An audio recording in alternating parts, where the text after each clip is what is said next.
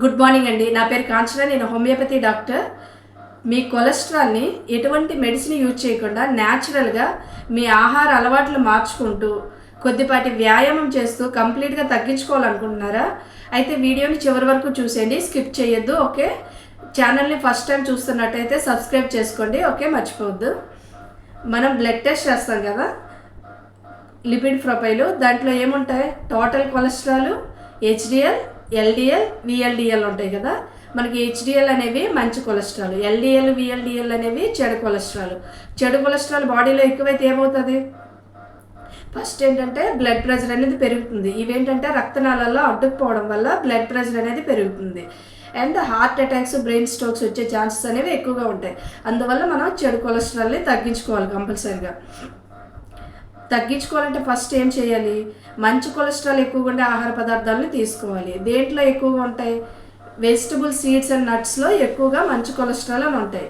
ఏంటవి? Soybeans, pumpkin seeds, sunflower seeds, chia seeds, black chana and almonds, వాల్నట్స్లు, ఇట్లా ఎక్కువగా ఏంటంటే మంచి కొలెస్ట్రాల్ ఉంటాయి.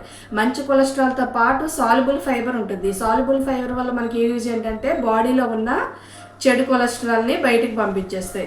అండ్ ప్లాంట్ స్టెరాల్ అనే ఒక పదార్థం ఉంటుంది. దీనివల్ల మనకు ఉపయోగం ఏంటంటే మన బాడీకి అవసరమైన మంచి కొలెస్ట్రాలే మన బాడీ అబ్జర్వ్ చేసుకునేలా చేసి అవసరం లేని ఎక్సెసివ్ కొలెస్ట్రాల్ని బయటికి పంపించేస్తుంది అనమాట.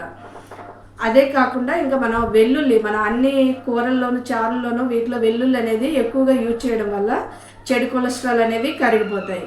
అండ్ మెంతులు అనేవి 1 స్పూన్ అనేవి నైట్ నానపెట్టి ఆ వాటర్తో పాటుగా మెంతుల్లో నమిలి తినడం వల్ల మనకి మంచి కొలెస్ట్రాల్ పెరుగుతాయి. లివర్లో ఉండే చెడు కొలెస్ట్రాల్ కూడా కరిగి లివర్ ఫంక్షన్ అనేది నార్మల్ అయ్యేలా చేస్తాయి.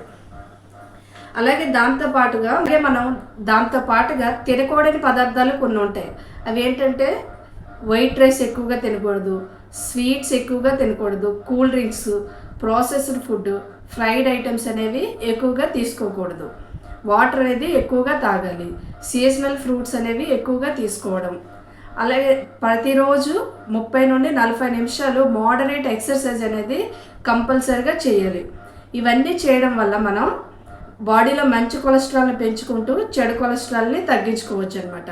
ఓకే, వీడియో మీకు ఉపయోగపడుతుందంటే లైక్ చేయండి, షేర్ చేయండి, సబ్స్క్రైబ్ చేసుకోండి. Thank you.